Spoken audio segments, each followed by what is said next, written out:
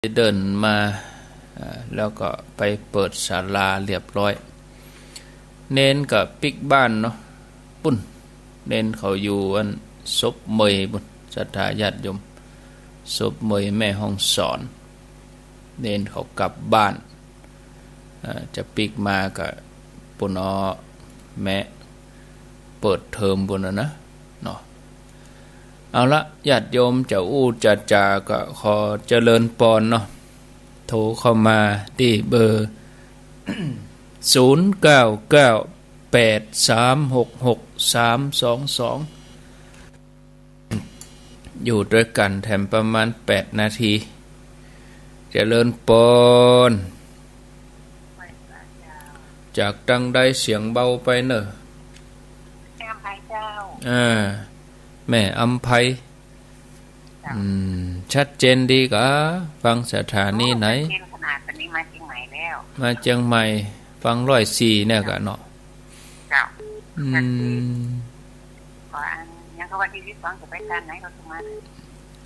ไปตานวัดฝ่ายหินฝ่ายหินบนมหาลัยเชียงใหม่ฮะกะเข้ากัดต้นพยอมตั้งสื่อเข้าไปตังหงยาสวนดอกจะมาอยู่ที่นี่พอดีนะโมทนาที่มีสุขเจริญปนกับมือแปดเจ้าปีนี้เปิ้นรอเตรียมที่ไหนเจ้าแล้วมีรอแล้วเปิ้นจะเข้าวสานี่แล้วไม่รอแล้วเจ้าเปิ้นตานไปแล้วไปตานเมืองน่านวันนั้นแล้วไปตานไปตานเมืองน่านนะเจ้าแล้วไปละเจ้าไปตานก็ถ้าจะไปก็ไปฝ่ายหินวันที่12นี่ไปตานเตียนเจ้าถ้าจะไปก็ไปเนอะพัฒนาเจ้าต่อไปเจริญปนไหว้สาเจ้าแม่จรุนว่าจะได้ยินชัดดีกะแม่จรุนเจ้าได้ตาเข้าไปตัวทุลุงยองเพิ่นมาอยู่กับเจ้าปิ๊กมาแล้วแม่มาแล้วกับเจ้าอันจากพระบาท่านแล้วก็จะไปโดยน้อยเนาะเจ้าเพิ่นปิ๊กมาแล้วมาตะวาแล้วเจ้าสาธุโมทนาสายต่อไปเจริญปนจากดังใดโทษจากแม่ฟองคำ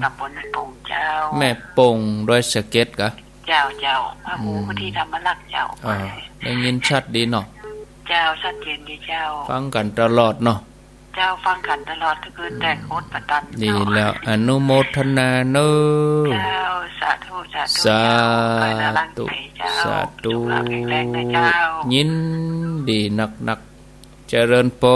นเจ้าไม่ใส่เจ้าท่านพระแม่นวลเจ้าแม่นวลประเด็ดดอนใจลูกเจ้าเหมือนกันด้วยแม่นี่เนาะเจ้าฟังตั้งแต่เช้าแล้วเจ้าดีแล้วกะอนุโมทนา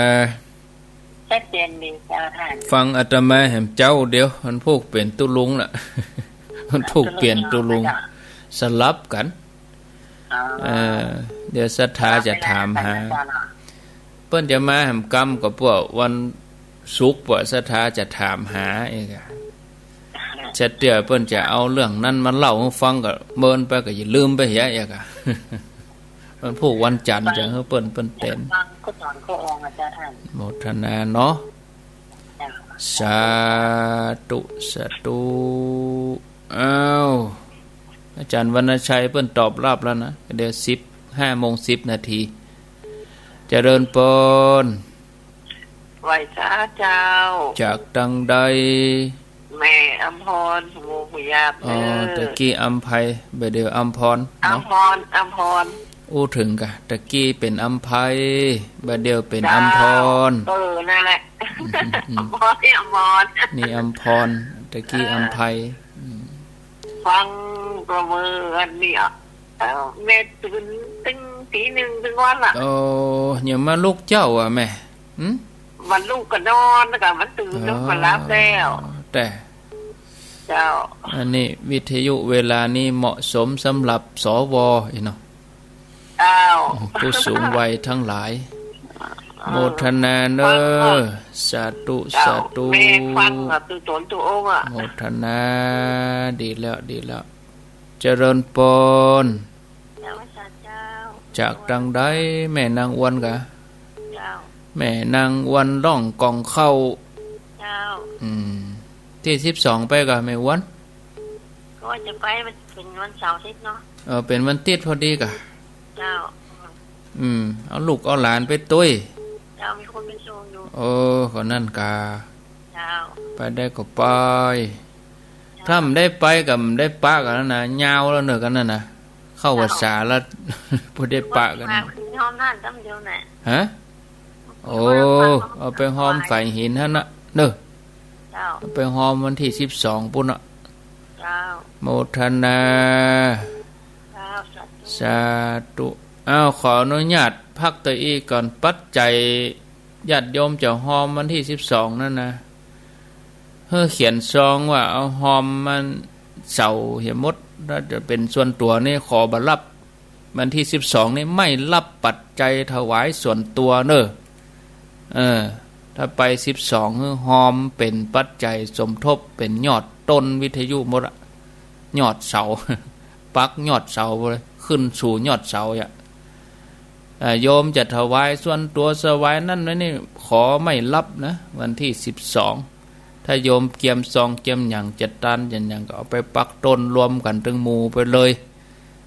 เข้าใจกันตามนี้แล้วถ้าจะโอนนี่ก็บ่ถ้าโอนแล้วถ้าโยมเจตนาจะหอมแต่เนอใครหอมก็เข้า Facebook เข้า YouTube ตัวหนังสือไหลเลี่ยมฮะนะเป็นบัญชีฝ่ายหินหอมก็ยิงตรงไปเลยที่ฝ่ายหินไปเลยแล้วก็พิมพ์ชื่อมาบอกให้อาตมาเอาอาตมาจะประกาศให้เนอะอันนี้แจ้งรับทราบตามนี้ลาไปก่อนสวัสดีแล้วญาติโยมทั้งหลายจบไปเหรอล่ะลาไปก่อนเนอะ